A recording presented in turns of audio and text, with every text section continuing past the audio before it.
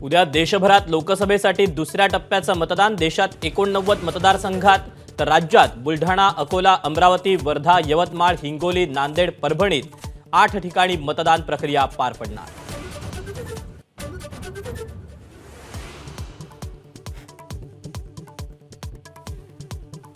उत्तर मध्य मुंबईतून काँग्रेसच्या वर्षा गायकवाड यांना उमेदवारी।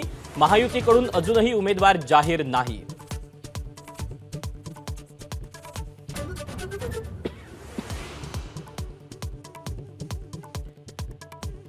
पराभव दिसू लागल्यानं भाजप आता रामराम करू लागले। उद्धव ठाकरेंचा भाजपवर निशाणा तर जय भवानी शब्दावरूनही निवडणूक आयोगावर ताशेरे।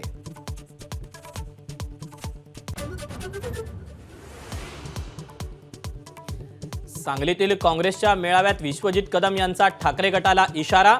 आता जी मतं मिळतील ती आमची असतील, पुन्हा विधानसभेला जागा मागायची नाही। विश्वजित कडाडले, सांगलीत पक्षाला लागलेली दृष्ट उतरवणार, पटोलेंचा विश्वास।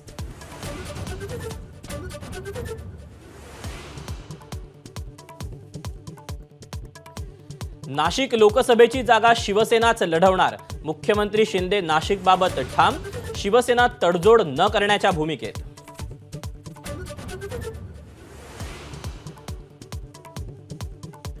दुसऱ्या टप्प्याच्या मतदानापूर्वी ठाकरे गटाचा वचननामा जाहीर।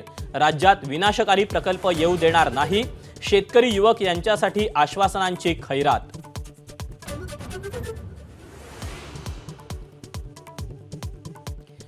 राष्ट्रवादी काँग्रेस शरदचंद्र पवार पक्षाचा जाहीरनामा प्रसिद्ध। महिला, शेतकरी आणि पायाभूत सुविधांवर जाहीरनाम्यात भर। एकनाथ खडसेंचा भाजप प्रवेश रखडल्याची माहिती।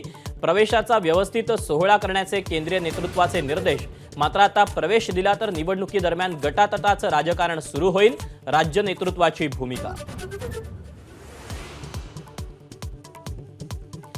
सलमान खानच्या घराबाहेरील गोळीबार प्रकरणी आरोपींना 29 एप्रिलपर्यंत पोलीस कोठडी, तर बंदूक पुरवणाऱ्या दोघांना पंजाबमधून अटक।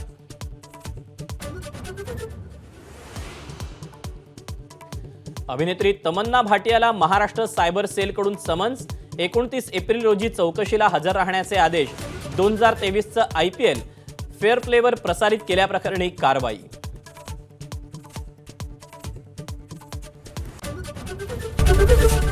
ABP माझा, उघडा डोळे बघा नीट।